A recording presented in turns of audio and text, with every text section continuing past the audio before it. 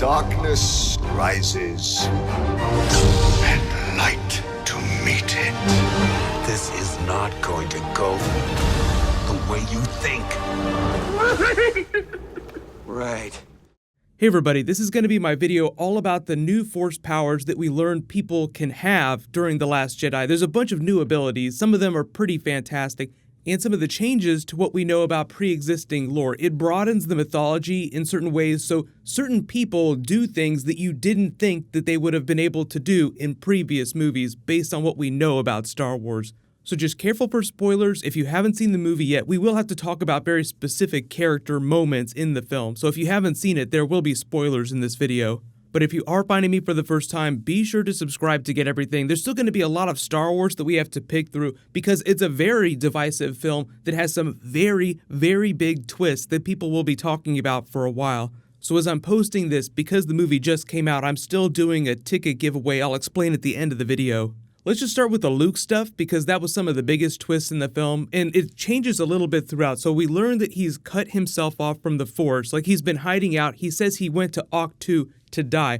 Why do you think I came to the hardest place to find in the galaxy? So I saw a lot of people being confused about what it meant to close yourself off from the Force, because this is an idea from the expanded universe. He actually had a son with Mara Jade called Ben Skywalker, and part of their story was as he was growing up, he became afraid of the Force, so he closed himself off from it. But what that means is when they talk about the energy field that binds all living things, the energy between the spaces in all things. So it's not like using the Force to block the Force. It's just like you're getting all this information continuously from all life in the galaxy, and you just stop listening to it.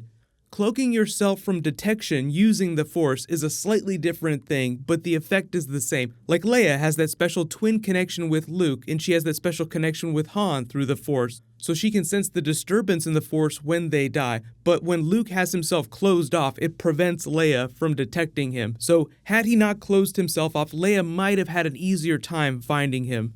But the really big twist is when he projects his living spirit across the galaxy, and the best way to describe it is by saying ghost dice. Like, how do the ghost dice work? How is he able to make that perpetual physical form that lasts even after he brings his spirit back to his body?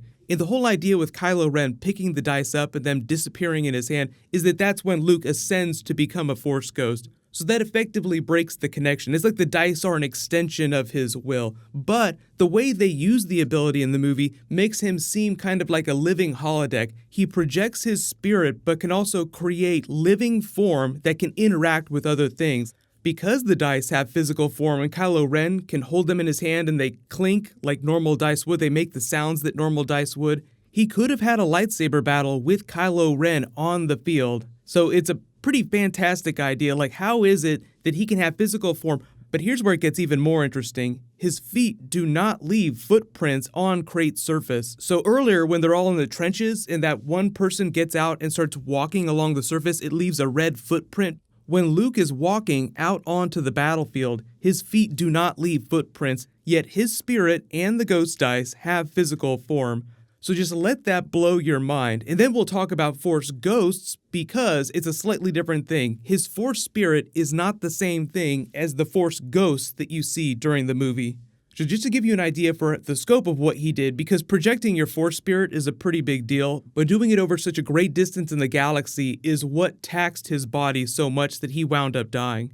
There were a lot of people that picked through the original map to Luke Skywalker that we saw during Force Awakens and guessed that Octu was in the inner rim of the galaxy. Crate, the salt planet, is in the outer rim of the galaxy. So even though you're not at complete opposite ends of the galaxy, you're talking about a couple of hyperspace jumps away. That's how far it is. Just a crazy, crazy distance. So speaking of death, talking about Force ghosts now. So we know that Force ghosts can just travel all over the galaxy as pure energy. So a lot of people are like, well, if they can do that, then where have they been this whole time? So the whole idea is that they attain this level of wisdom that's necessary to become Force ghosts and in doing so, they leave behind a lot of the cares that they had while they were alive. So that's why Yoda gets his sense of humor back from Empire Strikes Back, bops Luke on the head, and then gives him some of these really big knowledge bombs. We are what they grow beyond, meaning that Kylo Ren and Rey will learn things that the Jedi that came before them never thought about. And I think the Force bond that they have between them, that telepathic bond, is just the first part of that. They'll explore that. There'll be other new things that they'll learn about the Force. But the really cool thing is when Yoda is actually, as a Force ghost, able to interact with the living world, which we haven't seen before. Like, we've seen Obi-Wan Kenobi show up as a Force ghost and talk to people. We saw Anakin, Yoda, and Obi-Wan at the end of Return of the Jedi show up and just stand there and smile at everyone.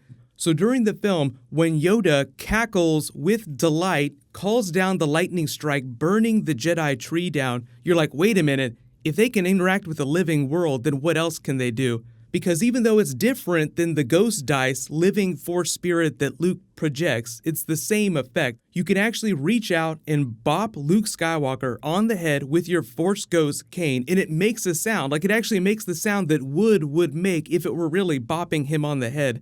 So it might not seem like a really big deal, but it's a big change to what we knew Force Ghosts could do in the past, meaning that Luke Skywalker could come back and bop somebody on the head with something.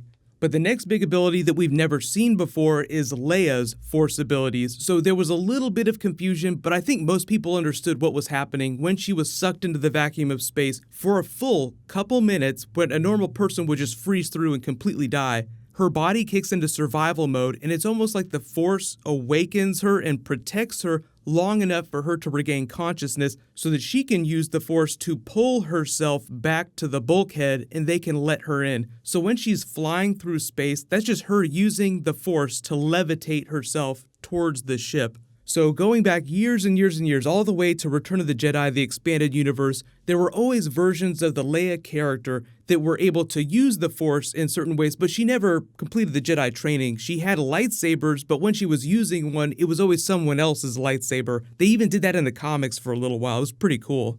But what they do with this film is just state that she actually has more abilities than you thought that she had. So it might not seem like a big deal, but when people say they expand the mythology, that's what they're talking about, along with the telepathic link, because that's a wholly new ability that we've never seen before, at least on a level that we've not seen before. The connection between Luke and Leia isn't quite that deep. They can sense each other, but they can't see each other like they're standing in the same room. They can't touch each other.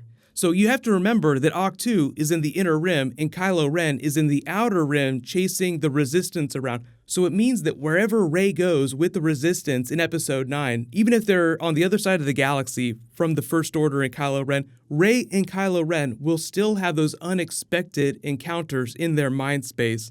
But talking about those Jedi texts that just mysteriously showed up on the Falcon at the end of the film, that's the way for them to say that they're going to be respecting the past and taking it with them, learning from it while they forge new ground. So Rey, Kylo Ren will probably learn new things about the Force in the new Jedi Order, whatever that looks like in episodes 10, 11, 12, whatever the new saga films wind up being.